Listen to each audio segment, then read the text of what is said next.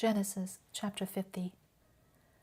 Then Joseph fell on his father's face and wept over him and kissed him. And Joseph commanded his servants, the physicians, to embalm his father. So the physicians embalmed Israel. Then the 40 days to do this were fulfilled, because in this manner the days of embalming are fulfilled. And the Egyptians wept for him 70 days. Then the days of weeping for him were past, and Joseph spoke to the household of Pharaoh, saying, If now I have found favor in your sight, please speak in the ears of Pharaoh, saying, My father made me swear, saying, Behold, I am about to die in my grave, which I dug for myself in the land of Canaan. There you shall bury me. So now please let me go up and bury my father. Then I will return. And Pharaoh said, Go up and bury your father, as he made you swear. So Joseph went up to bury his father, and with him went up all the servants of Pharaoh, the elders of his household, and all the elders of the land of Egypt, and all the household of Joseph and his brothers and his father's household. They left only their little ones and their flocks and their herds in the land of Goshen. There also went up with him both chariots and horsemen, and it was a very immense camp.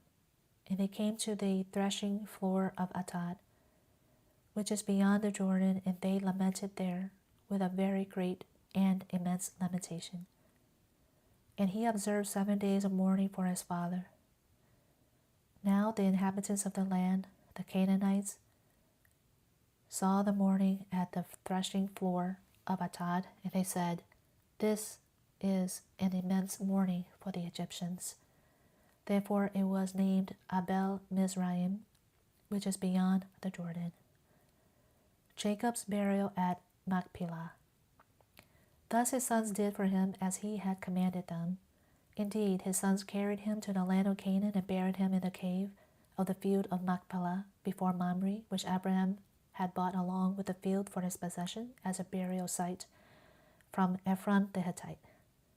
After he had buried his father, Joseph returned to Egypt, he and his brothers, and all had gone up with him to bury his father.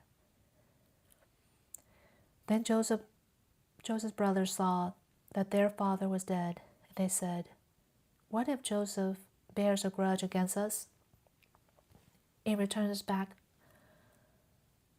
all the evil which we dealt against him?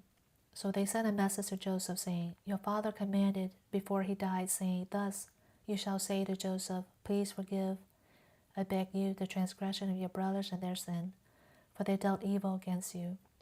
So now please forgive the transgression of the slaves of the God of your father. And Joseph wept when they spoke to him.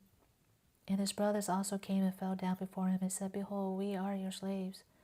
But Joseph said to them, Do not be afraid, for am I in God's place?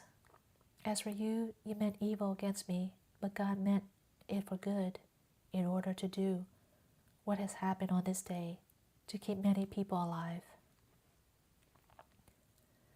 So now do not be afraid. I will provide for you and your little ones. And he comforted them and spoke to their heart. The death of Joseph. Now Joseph stayed in Egypt, he and his father's household, and Joseph lived 110 years. And Joseph saw the third generation of Ephraim's sons.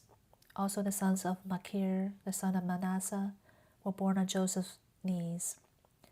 And Joseph said to his brothers, I am about to die, but God will surely take care of you and bring you up from this land to the land which he swore to Abraham, to Isaac, and to Jacob. Then Joseph made the sons of Israel swear, saying, God will surely take care of you, and you shall carry my bones up from there. So Joseph died at the age of 110 years, and they embalmed him, and he was placed in a coffin in Egypt.